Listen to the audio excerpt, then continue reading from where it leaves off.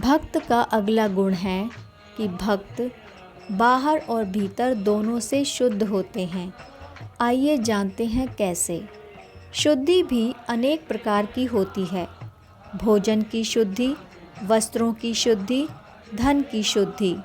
स्नान और अन्य प्रकार की पवित्रता का पालन करने से हमारी बाहरी शुद्धि होती है। सद्विचार, सत्कार्य, सेवा, सत्संग और भगवान के नामों का स्मरण करने से हमारी भीतर की शुद्धि होती है।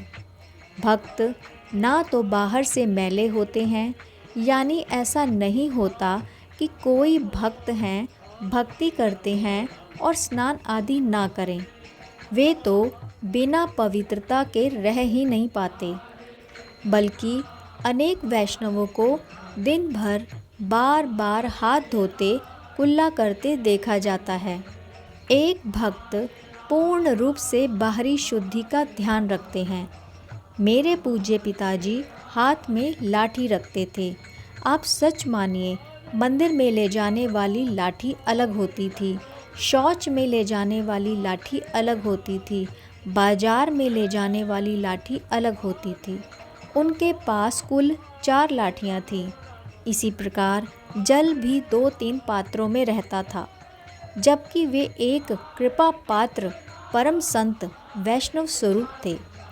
तो कहने का अर्थ है, एक वैष्णव भक्त में ये सब लक्षण आ ही जाते हैं।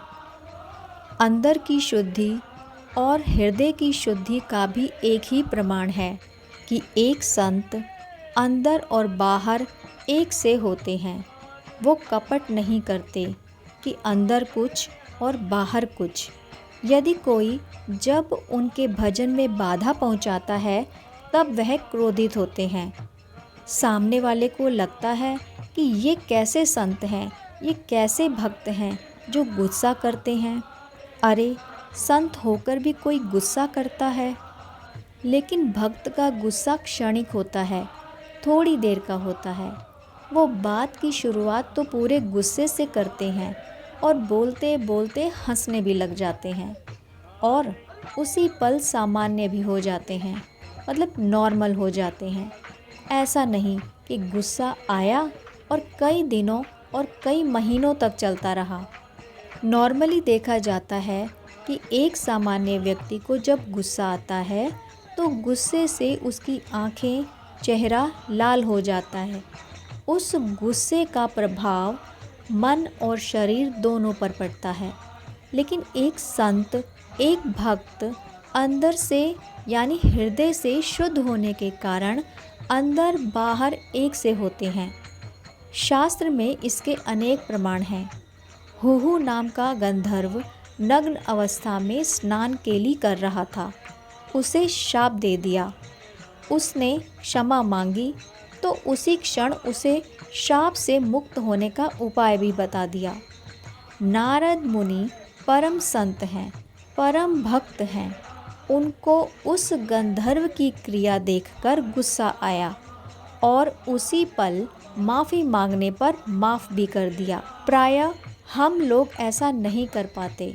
हमें जब गुस्सा आता है तो उसका असर काफ़ी देर तक रहता है। जैसे जैसे एक भक्त पूरी श्रद्धा विश्वास से भक्ति करते हैं या एक साधक साधना करते हैं, तो उनका हृदय शुद्ध होता जाता है और ये सभी गुण गुरु कृपा, भगवत कृपा से उनमें आने लगते हैं। आज की भागवतिक चर्चा को यहीं विश्राम देते हैं। आपको ये प्रयास कैसा लगा, कृपया ज़रूर बताएं। अच्छा लगा हो तो इसे लाइक और शेयर ज़रूर करें। यदि मेरे चैनल को सब्सक्राइब नहीं किया तो ज़रूर कर लें, ताकि आने वाली वीडियोस आप तक पहुंच जाएं। मिलूंगी आपसे भक्त के एक और नए गुण के साथ। तब तक के लिए हमारे साथ बने रहिए, भगवत चरण चिन्हों का ध्यान करते रहिए। मिलूंगी आपसे नेक्स्ट वीडियो में। तब तक के लिए आप सभी को मेरा प्यार भरा राधे श्याम।